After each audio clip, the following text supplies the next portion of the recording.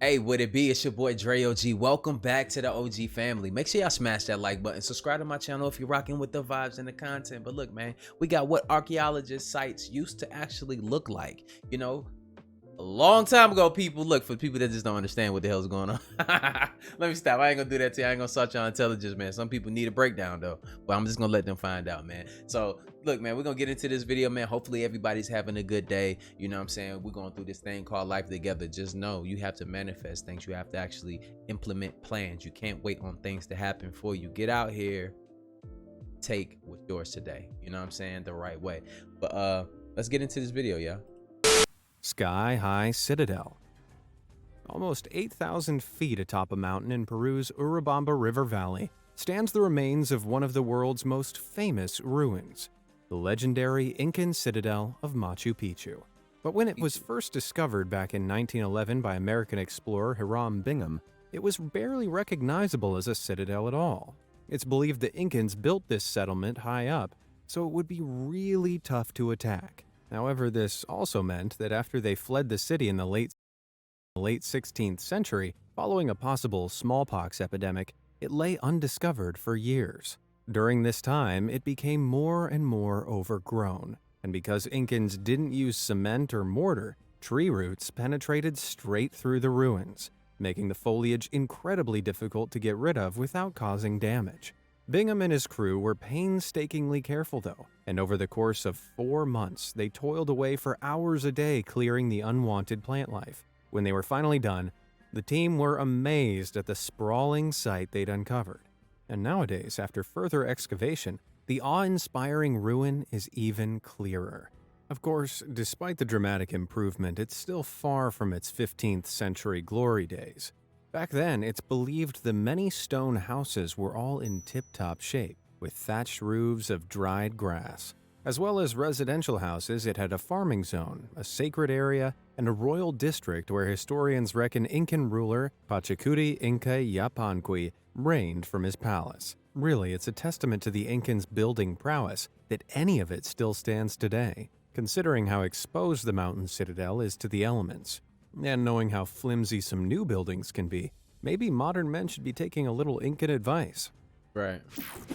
The Bronze Giant. A long time ago, back in the 3rd century BC, there stood a great bronze statue in the harbor of the Greek city of Rhodes. The gargantuan monument depicted the sun god Helios, and was said to stand an almighty 105 feet tall. Damn. As such, it was named the Colossus of Rhodes and became one of the 7 wonders of the ancient world. Sadly, however, the Colossus only stood for 54 years before a savage earthquake in 226 BC toppled it to the ground, breaking it into pieces. Even so, the destroyed remains still proved a popular tourist attraction for centuries after. Until that is, in 654 AD, when Arabian forces raided Rhodes and carried the fragmented pieces of the Colossus away to be melted down and sold. How did they do this? Why, with an army of 900 camels, of course. Sadly, today there's a whole load of nothing where the great statue once stood. You know what's crazy about that is, man, that big ass statue was made so long ago. And it just seems like the more we progress in time, the dumber we fucking get, because obviously these people were doing something right back then. I think the aliens was helping them, or extraterrestrials, whatever you want to call them, demigods, whatever you want to do, whatever you want to call them. But it's just like we're losing our way. I feel like we're losing our way. Shit crazy. But if you're familiar with the Colossus of Rhodes, you might be surprised to hear that despite the famous imagery of it straddling the harbor, this never happened. That iconic image actually came about centuries later and was touted by historians in the Middle Ages who'd never seen the monument. The harbor itself is almost the same width as an American football field, so to be proportionally accurate, the statue would have to stand a stupendous 1,640 feet tall. This was firmly impossible at the time. Even now, India's Statue of Unity, which is the tallest statue in the world, is only 597 feet tall, almost 3 times shorter. So the Colossus was far more likely to have looked something like this. Not quite as impressive, but sorry, you can't become all-knowing without shattering a few dreams along the way. And you'll never become all-knowing if you don't hit those like and subscribe buttons. That way you won't miss another of my amazing fact-based videos ever again. Anyway, where were we? Insanity in Italy. Of all the natural disasters in recorded history, the eruption of Italy's Mount Vesuvius in the year 79 AD has captured people's imagination like no other. The ensuing ash cloud crashed down the volcano and completely covered the nearby city of Pompeii, eradicating an entire community in one fell swoop. It wasn't until about 1700 years later that archaeologists finally unearthed the ancient Roman city, and boy were they surprised. Despite all that time, the thick layer of ash had preserved everything. So well, in fact, that the majority of the city is still recognizable. Walls, buildings, paved streets, even some art remains remarkably untouched by age. And just look at this street food stall. Man, some things really don't change. Having said that, it's still nothing like the bustling city of 12,000 people that existed for many years before the fateful eruption. The vibrant municipality had an amphitheater, gymnasium, port, and even a complex water system. There were many temples, too, devoted to the various Roman gods, including the Temple of Jupiter. Unfortunately, Jupiter's temple got toppled by an earthquake in 62 AD, and today only scraps remain. Hey, you know what, though? This is a steady trend with this, man. I'm getting tired of it, bro. Like, everything is just, like, for the most part, it's only, like, one pyramid that's still, like, fully intact, but still look kind of beat down. But damn, that's all we got to look at, man. We need to start building our own pyramids. How y'all feel about that? I know I just brought pyramids up. We ain't seen them yet, but we pretty much gonna see some pyramids in this motherfucker. Pompeii is still an astonishing place to visit, if you can be brave being so close to Mount Vesuvius. The real wall. If you've ever seen Game of Thrones, you'll be familiar with the Wall, the giant icy megastructure made to keep out threats from the north of Westeros. But did you know it's based on a real-life wall in the north of England? Yep, if you were to go there right now, you'd find the ruins of HADRIAN'S wall, a huge 73-mile-long structure stretching all the way from one coast to the other. It dates far back to the year 122 AD, when the Roman Emperor Hadrian ordered it built to separate the Roman Empire in Britain from the barbarians up north. Sound familiar? The real wall, though, was made of stone, not ice, and it wasn't quite as tall as George R.R. Martin's fictional barrier. However, it was a lot grander than the meager remnants that are left over today. Standing almost 20 feet tall in some places, the towering barricade was an intimidating sight to behold. And it wasn't just a wall. By the end of the 4th century, a whopping 40 forts called mile castles had been built along it too. As well as these, the extensive structure also hosted 17 larger forts and numerous observation towers to ensure nothing got past. When the Romans left Britain at the start of the 5th century, however, the wall quickly fell into disrepair. People began plundering it by removing great chunks of stone and using it to build other things, like churches, farms, and houses. And although this practice was ended by the 19th century, by that time the damage had already been done. Where imposing mile castles once stood guard, now only waist-high fragments of stone remain. Oh, that's trash. A good job the White Walkers aren't real then. Nero to zero. Obviously, ancient Rome's emperors weren't the humblest bunch of people. In comparison to Emperor Nero, though, the others look like saints. That's because Nero, who became emperor in 54 AD, commissioned a colossal palace complex for himself in the heart of Rome that covered nearly half a square mile of space. That's about 3 times the size of the entire Vatican City. Damn. Built with stone and marble between 64 and 68 AD, the extravagant palace had 150 rooms both above ground and underground, as well as a pool and an enormous 100-foot statue of the emperor himself. A naked-ass man. Enough, all of the rooms were covered Look, I don't want to live there, man. This man got a statue up here, man, with his dick all out, man. Like, come on, man. I don't want to live there. Dropping his nuts on us, literally. To ceiling with gold, precious stones, shells, and pearls. Aptly then, it was named the Domus Aurea, or Golden House for those of us not too hot on the old Latin. Of all its rooms, though, the octagonal hall was by far the grandest. This incredible chamber served as a banquet hall and had 5 dining rooms branching off it with waterfalls cascading down the back walls. Flower petals and perfume were rigged to fall from the richly decorated ceiling too. But the really amazing thing about the octagonal hall was that it revolved. That's right, day and night the flamboyant food hall rotated around its axis as petals fell from above and waterfalls cascaded all around it. How? And crazily, archaeologists reckon the majestic mechanism was powered entirely by water. All this narcissistic extravagance did not make Nero popular, though, and so his successors wanted to distance themselves from him as much as possible. Therefore, they savagely stripped the whole palace of its materials and riches, and even filled in most of the underground rooms in order to build on top of them. This means that, sadly, although the main structure survives, the palace is far from the grand complex it once was. That said, the octagonal hall was excavated and is still immediately recognizable today, despite the lack of decoration. Haters ramp up the hey man, they mechanism was and hating turn it on into bruh, some bro. kind of crazy historical carousel. The was hating on plundered him. Parthenon. Crazy. The ancient Romans weren't the only civilization partial to a little opulence. At the height of the ancient Greek Empire between 447 and 432 BC, one of history's most iconic temples was built atop Athens' religious citadel, the Acropolis. Known simply as the Parthenon, the 23,000 square foot temple was held up by 65 marble columns, above which were exquisite, vividly painted friezes. Most impressively, a 39-foot tall statue of Athena, the Greek goddess of wisdom and war, stood guard inside the temple. It was made from gold and ivory and would have been spectacular to behold, but by the 5th century AD it was gone. We can't be sure what happened, though it could have been looted by Christian Byzantines, that is, the Eastern Roman Empire, who later conquered Greece in the 6th century AD.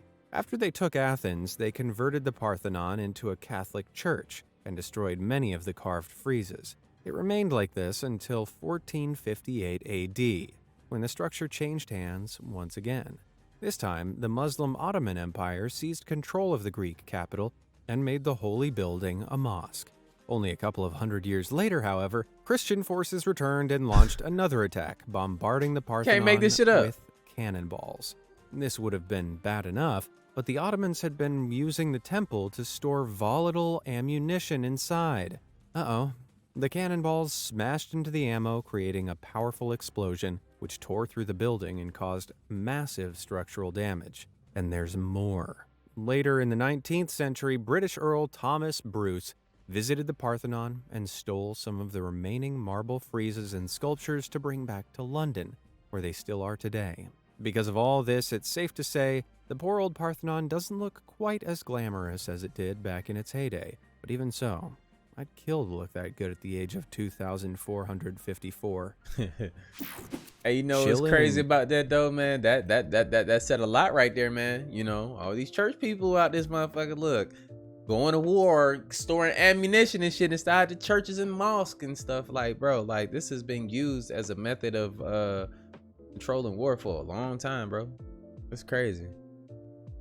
It's crazy. This is right in front of our face. Chichen Itza. If you're ever in the Everybody act rather like they specific holier than mood thou. to soak up some rays while marveling at some of the best-preserved ancient pyramids on Earth, then I suggest taking a trip to Chichen Itza in Mexico's Yucatan state. This Mayan city is well over 1,500 years old, and though nobody lives there now, at its peak, it was home to 35,000 people. Because of this, the whole site covers 4 square miles and has a slew of 26 ruins to be explored, the most famous of which is called El Castillo. This tremendous temple looms nearly 80 feet above the main plaza and has 91 steps up each of its 4 sides, for a total of 365, including the upper platform. It's no coincidence that this number is the same number of days as a solar year, and it's probably related to the rituals that were carried out at the top, because those ancient Mayans had some weird rituals. The pyramid was built directly on top of a cenote, which is essentially a water-filled sinkhole. At the top of the pyramid, there's a deep pit which leads down into this cenote. In times of drought, it's thought that the Mayan people believed that by taking one very unlucky person and throwing them down the pit to their doom, the sacrifice would bring rain. Rain and pain. But it can't have worked that well. The city was completely abandoned in the 15th century, and ironically, it was probably— Yeah, I see why, motherfucker. Like, I would have ran. The first nigga that they threw down there, bro, for some damn rain, I'm leaving, bro. Because I'm not about to be next. You feel me? Like, you're not about to do that. And it probably ain't even rain either. Like, you got me fucked up. Go. Probably because of a drought. Left to its own devices, the jungle ran rampant on the temple, and when it was finally decided to evacuate the site in the early 1900s, you could hardly see it at all. A full decade of hacking and slashing later, though, and the pyramid was eventually revealed in all its glory, to become the popular tourist attraction it is now. Reminds me a bit of, me, lockdown versus post-lockdown. Really old SARUM. Let's imagine that you and I are taking a nice stroll through the southern English countryside when, wait, we come across this. Any guesses what it is? I wouldn't blame you for not knowing because there's very little left of old SARUM, an Iron Age hill fort that dates all the way back to 400 BC. Originally built and inhabited by British tribespeople, the fort changed hands around 43 AD when it was occupied by Romans after their conquest of Britain. Then, after the Romans abandoned Britain around 400 AD, the site was took up by the Anglo-Saxons, who lived there for hundreds of years until the Norman conquest in 1066.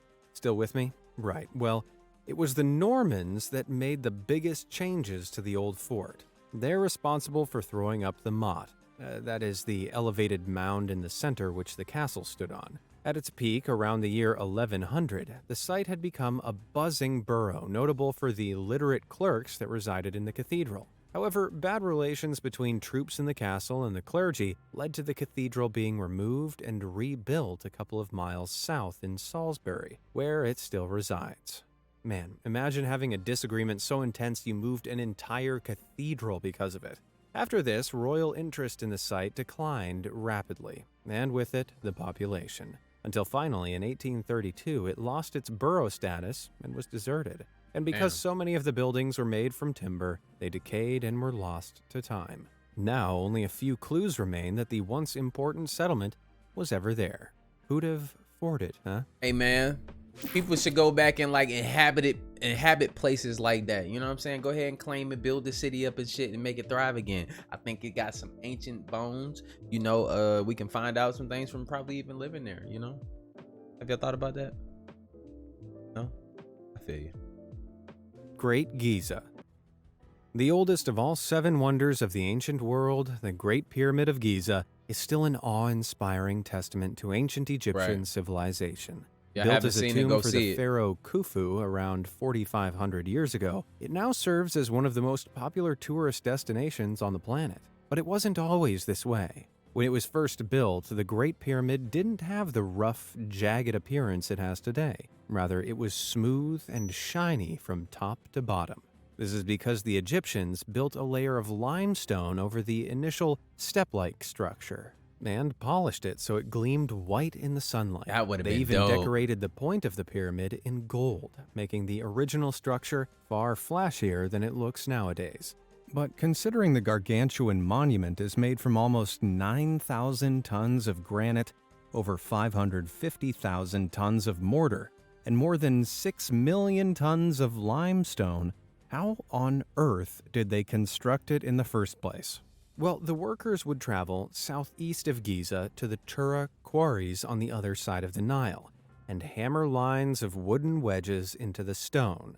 Then they'd soak the stone in water. The wedges would absorb this water, expand, and in doing so, crack the rock into blocks. These blocks were taken from the quarries and ferried across the Nile before being dragged on sleds all the way to the site of the pyramid. Once there, the painstaking work wasn't over. Oh no! Using a complex ramp and pulley system, the heavy blocks had to be hauled all the way up the pyramid, where they were finally smoothed down into shape. Whew! And the real tragedy? After all this backbreaking work, hardly any evidence of it remains today. Over thousands of years, various peoples stripped the white limestone and gold tip off to use in other buildings. I bet Pharaoh Khufu is rolling in his tomb. Yeah, I've been look. Talk That's fucked up. Northeast of Egypt. You know what? Really, like it. When I first found that out, man, it kind of blew my mind, man, that they would actually take that stone off of there, man, and that's why we currently to this day see the pyramids as like steps. Like that's just mind blowing, bro. Like, lies Iraq, a country that was once part of a vast land known as Persia. And 22 miles southeast of Iraq's capital, Baghdad, a strange old ruin protrudes from the ground. Believe it or not, this battered archway is all that's left of what was once the grandest, richest city of its time, Ctesiphon.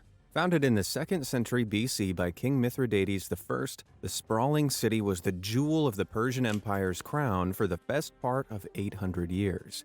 Though surprisingly little is known about Ctesiphon, we do know that it boasted an extravagant palace decorated with marble, glass mosaics, and jewel-adorned carpets, which the arch, known as Tak Kasra, was once a part of. Even today, it's still the largest single-span arch in the world. So what the heck happened? Well, the sheer wealth of this city made it a pretty big target. The Romans attacked and successfully invaded 3 times between 1616 and 198 AD. But though the city was sacked, it didn't fall, continuing on as the epicenter of Persian culture for another 400 years. In 637 AD, however, everything changed. Muslim Arab forces gathered strength outside the city and fought a great battle against Persia. They won. After their victory, they rode into Ctesiphon and looted everything they could. Luckily, the inhabitants of the city had already fled. Nothing else was safe, however, not even the buildings themselves, which were torn apart and carried away to build what would become Baghdad. The only thing they didn't take was Tak Kasra. I didn't know that. Nobody takes the talk. What? Colossal Colosseum. Learn something. Just about everybody loves going to the theater for an evening of live entertainment. This was just as true back in ancient Rome, only their entertainment happened to include brutal fights to the death, and the most anticipated ones all took place in the biggest, most recognizable amphitheater ever to exist, the Roman Colosseum. Commissioned around 70 AD by the Emperor Vespasian as a gift to the people, it was opened a decade later in 80 AD by his son, Titus, and with 157-foot-tall walls, 80 entrances, and a capacity of up to 87,000 people, the behemoth building proved a resounding success. Spectators of all social classes could attend the various events, though they didn't get quite the same experience. The seats nearest the front at the bottom were reserved for the most important people, and the lower your social class, the further back you sat. Oh, with the poor, that's crazy. slaves, and women holding up the very rear. Partly because of this inclusivity, the Colosseum flourished for 4 centuries. But changing tastes and the decline of the Western Roman Empire led to its neglect and abandonment after the 6th century AD. Little by little, parts of the structure were stripped off to be used elsewhere, and violent earthquakes shook the amphitheater too, further damaging it. Now, only 1/3 of the original Colosseum remains, and the stage that once held so many astounding events only holds rubble. But even though it's far from its former self, its architectural allure is as strong as ever. Ha! With those moves, who needs gladiators anyway? Time-touched TIKAL. Nestled deep within You know what they didn't say about that is, man, like, in that Coliseum, bro, it was probably a bunch of, like, people, like, how many people y'all think died in that Coliseum?